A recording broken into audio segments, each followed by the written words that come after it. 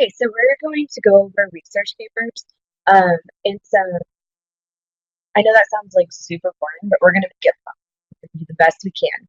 We're also really going to focus on how to gather information from sources. So you're going to have some input on what you learn about, and we're going to do this together, and it's going to be awesome.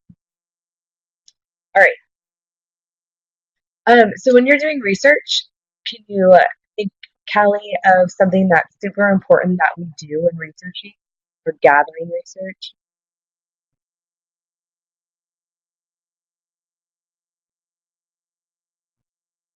Oh my gosh, that's perfect. Making sure the source is reliable. That's huge. That's super important. Um, Another thing that's really important is when we get information from a reliable source, that we paraphrase it ourselves, that we put it in our own words before putting it into either the discussion post that we're doing or the paper we're writing or whatever. So something that I'm starting to see a lot in discussion posts from a lot of students is that they'll copy and paste their evidence instead of paraphrasing. So they do a really good job of gathering something important, then they don't put it in their own words. So that's what we're going to practice today. Um, but we're going to practice with two different types of sources. We're going to watch an interview and we're going to read like a short passage about someone. So let's start with the passage. We're going to read a little something about this New York Yankees. So it's 2 pages, the first one. And then here's what your goal is, Callie. If you were writing a research paper or an informational paper about this man named Barry Bremen, I want you to think about something that we read that you could put in your paper. And I want you to put it in your own words. So any fact that you find that's really interesting or important that should go into a research paper, you're going to type it out. So as soon as you hear it or read it, go ahead and start typing. And I'm going to start reading. Barry Bremen was a West Bloomfield, Michigan insurance and novelty goods salesman. He is known in the sports world as the Great Imposter. From the period of 1979 to 1986, Bremen posed as a Major League Baseball umpire at the World Series, a player in a Major League Baseball All-Star game, a player in an NBA All-Star game, a referee in the NFL, a Dallas Cowboys cheerleader, and a professional golfer. He also posed as an Emmy Award acceptor. Barry lived by the motto of "no guts, no glory." However, his advice to other imposters: don't do it. It's against the law. Stay away. This is Maya.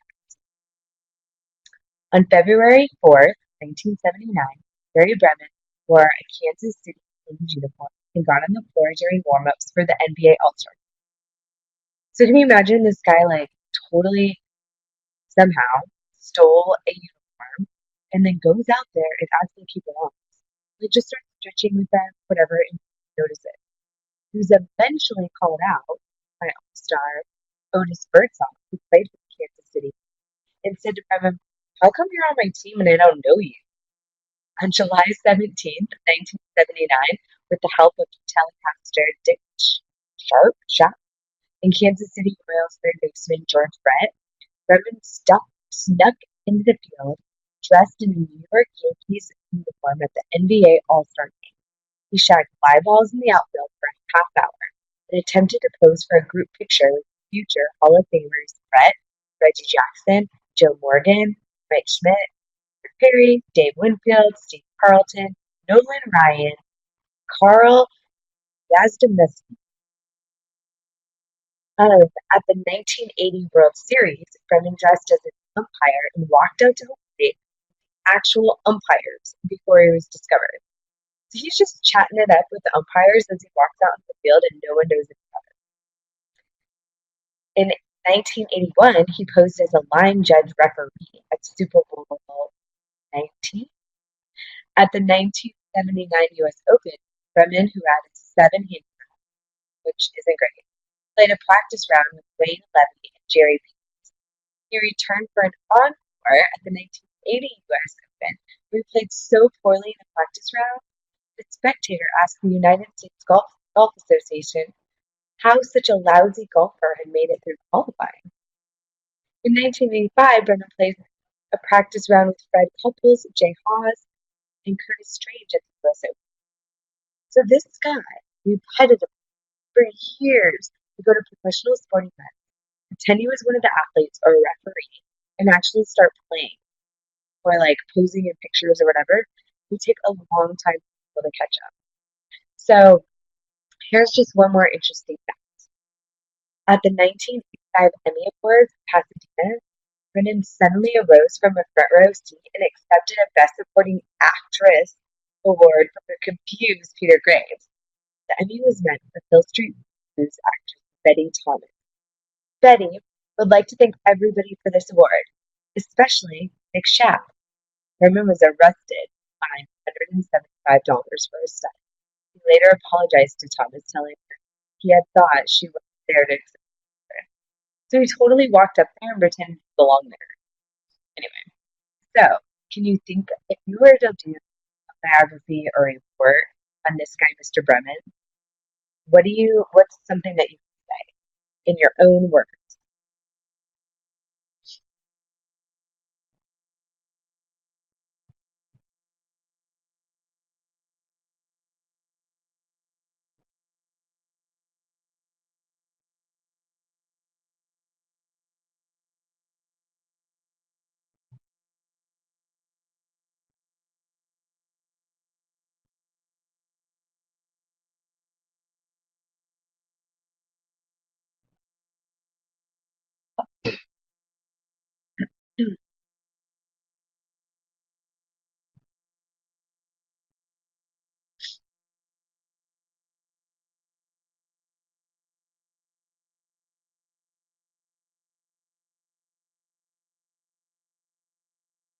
That's perfect. That's awesome. That's not even just a simple sentence. You did a great job with a complex sentence where you put like known as the great imposter in parentheses or in um, between commas. That's a really great sentence, Kelly. Good job. All right, so all right. So the next thing we're gonna do this one more time. But this time we're gonna watch an interview. So you get to pick. It's gonna be about 6 minutes or all about that long. Would you rather learn about Taylor Swift, Bill Gates, or Robin Williams? You pick.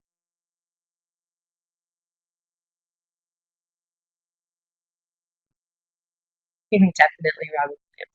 I like him too. All right, we're gonna watch a portion of a little documentary about him.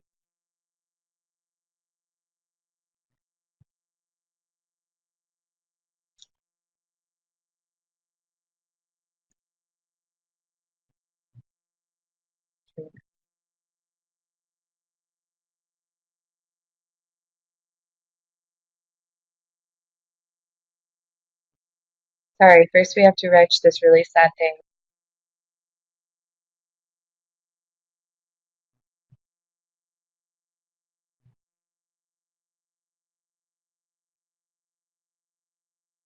Okay, are you watching the little thing about cats?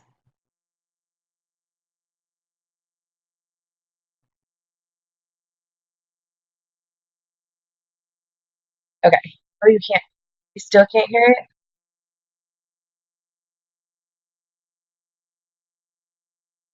Okay. Let me see here.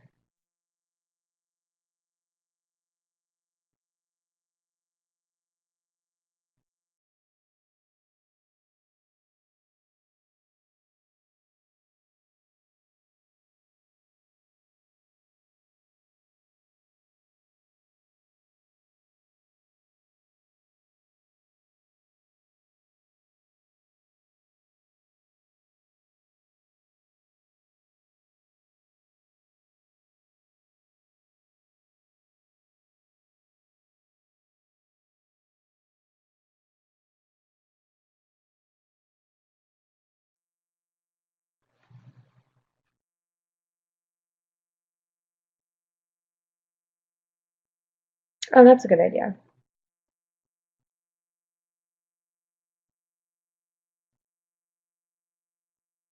All right, and I'm going to continue to play it. So we'll be on the same spot.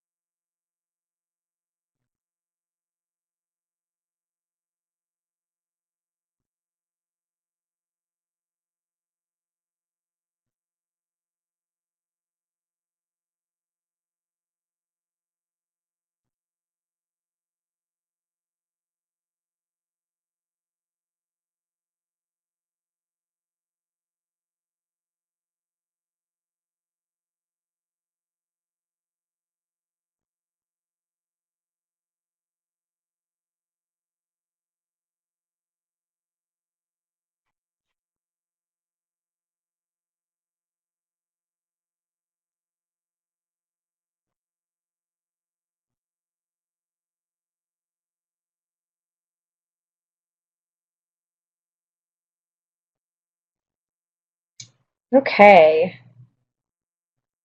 go on back.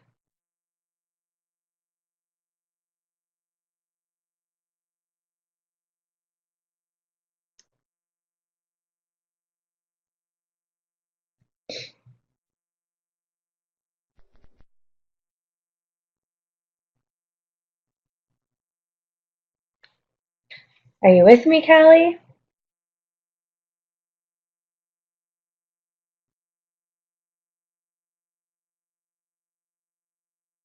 Okay, I'll give you a second.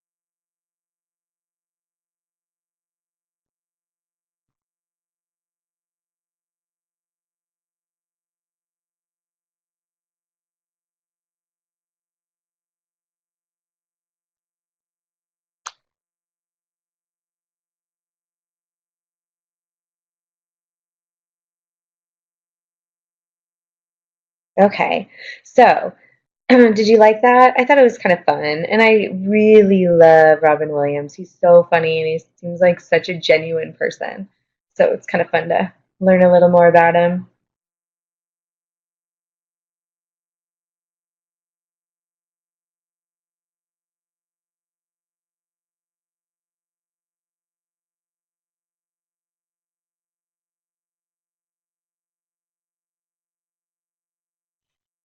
Is that a little better? Can you hear me now?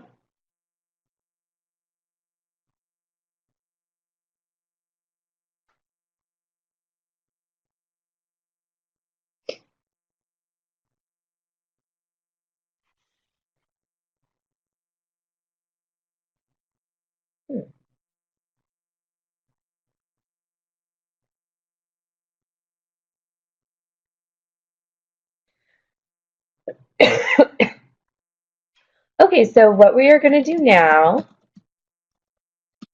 is normally we would have more people, but for today we are going, since it's just you and I,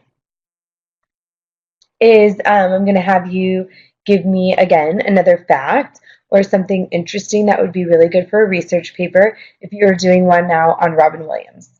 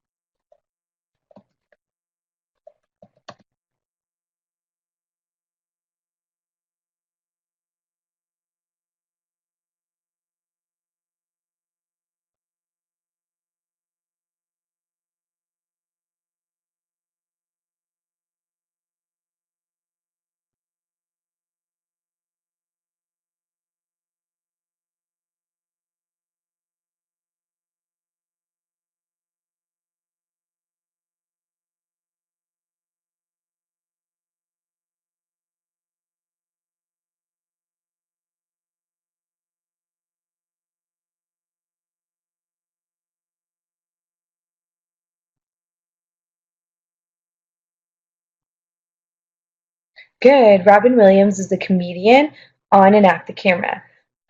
He once snuck into a friend's hospital room dressed like a doctor to cheer him up during a difficult time. Yeah, that's awesome. That's a really good sentence and or a couple sentences. Really good information. You put it in your own words, and it was factual and something that would interest the reader too about Robin Williams. So that's excellent.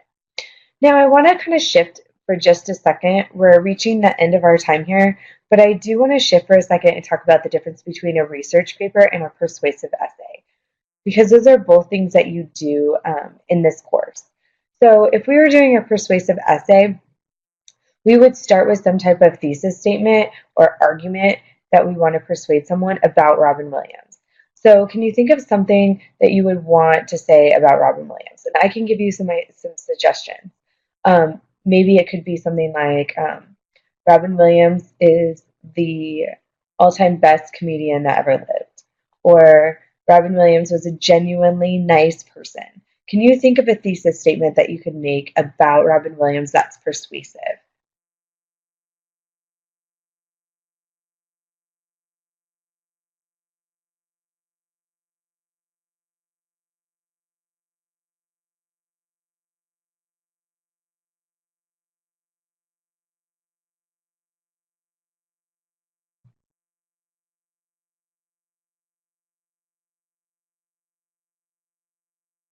That's awesome.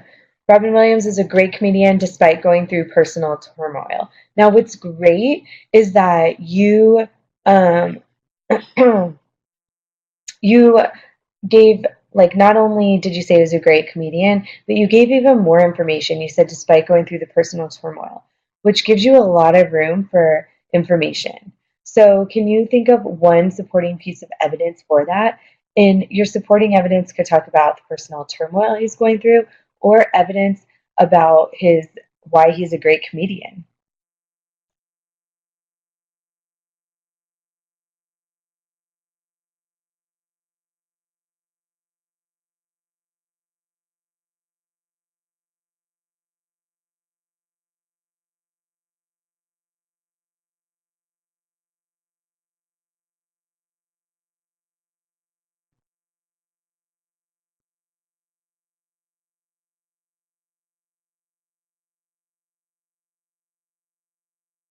Oh, okay.